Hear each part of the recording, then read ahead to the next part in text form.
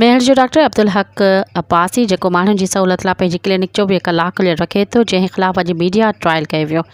Doctor Abdul Haq Abbasi साफ़ियुनि सां ॻाल्हाए चयो त मुंहिंजी क्लिनिक जेकी आहे मां सभिनी खे ॿुधायां त 24 कलाक खुलियल हूंदी आहे।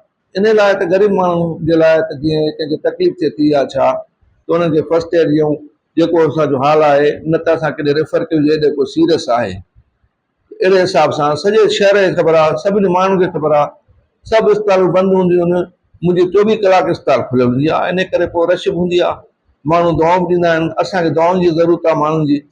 हाणे छा थियो जो ही भाऊ मुंहिंजे मरीज़ ईंदा आहिनि हिननि जा, हे असांजा जेके आहिनि कांदड़ा दोस्त इहे ईंदा आहिनि दवा लाइ। नंढी छोकिरी का 8-10 साल जी, उहा सुबुह 6 बजे खणी आया, छोकिरी खे तकलीफ़ हुई। पोइ ख़बर पई त उन्हनि ॿुधायो त छोकिरी खे रओ कंध में फाथो, बाइक ते खणी पिया अचनि त रओ कंध में जो फाथुसि त उन में सीरियस थी वई।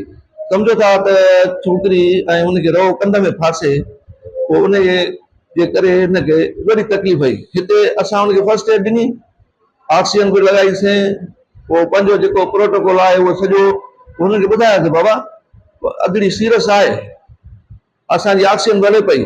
छोकिरो उनखे केवला बेला हणी हुनखे पोइ चयोसीं बाबा तव्हां गाॾी घुरायो। पोइ रेस्क्यू वारी गाॾी बि उनखे बि चयुनि, उन गाॾी बि देरि कई कुझु, जॾहिं उहो तयारी कनि अचनि, सुबुह जो टाइम हो त 8 बजे मस गाॾी आई। मां छोकिरी खे चेक कयो त छोकिरी मां सम्झां त 8:30 ताईं जेको आहे उहो एक्सपायर करे वई।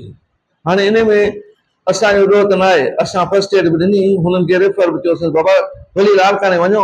ऐं छोकिरी कंडीशन अहिड़ी हुई पर लाड़काने ताईं बि न पहुची आहे, उहो लाड़काने में बि अला करे सर्वाइव करे वञे हा। असां चवंदासीं बचा आहिनि, माण्हुनि जा बचा, असांजा पंहिंजा बचा आहिनि। डॉक्टर पीउ मां हूंदो आहे, डॉक्टर जो दर्जो पीउ मां जो हूंदो आहे। उहो माण्हू अहिड़े क़िस्म जा ॾिसो त असां ते ग़लति इल्ज़ाम हणनि था, पोइ ॾाढो ॾुख थो थिए।